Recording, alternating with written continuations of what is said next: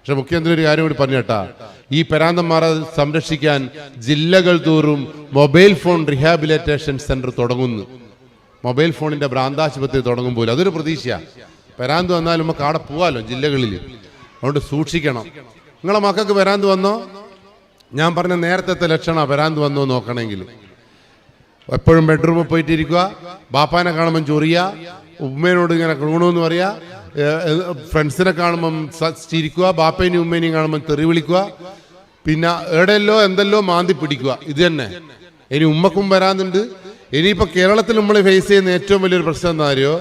ഈ 4ാം ക്ലാസ്സിലെ ഗ്രൂപ്പ്, 7ാം ക്ലാസ്സിലെ ഗ്രൂപ്പ്, 10ാം ക്ലാസ്സിൽ തോറ്റ ഗ്രൂപ്പ്, കള്ള് ഷാപ്പിലെ ഗ്രൂപ്പ് എന്നെല്ലാം പറഞ്ഞ് കുറേ ഗ്രൂപ്പ് ഉണ്ട് നമുക്ക്. എന്നിട്ടൊരു സംഗമം വെക്കലുണ്ട് എല്ലാവരും കൂടിയിട്ട്. നല്ലത് തന്നെ, ഈ കുടുംബ സംഗമം വളരെ നല്ല. പക്ഷെ ആ സംഗമത്തിൽ പഴയ കാമുകനും കാമുകിയെല്ലാം കൂടി വീണ്ടും പ്രശ്നങ്ങൾ ഉണ്ടാക്കുന്നുണ്ട് പോലും. പോലീസ് സ്റ്റേഷനിൽ വന്നിട്ട് ഓരോരുത്തർ പറയാ, എൻ്റെ ഭർത്താവ് ഇപ്പം ആ ഗ്രൂപ്പ് തന്നെയാ, ആ ഗ്രൂപ്പിൽ നിന്ന് എങ്ങനെങ്കിലും നിങ്ങൾ രക്ഷിക്കണം. പോലീസ് എന്താക്കും ആ ഗ്രൂപ്പിൽ നിന്ന്?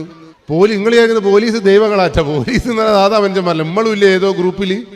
അതുകൊണ്ട് ആ പോലീസ് സ്റ്റേഷനിൽ പോകുമ്പോൾ പലപ്പോഴും എനിക്ക് ചിരി വരുത്തുന്നുണ്ട് കേട്ടോ.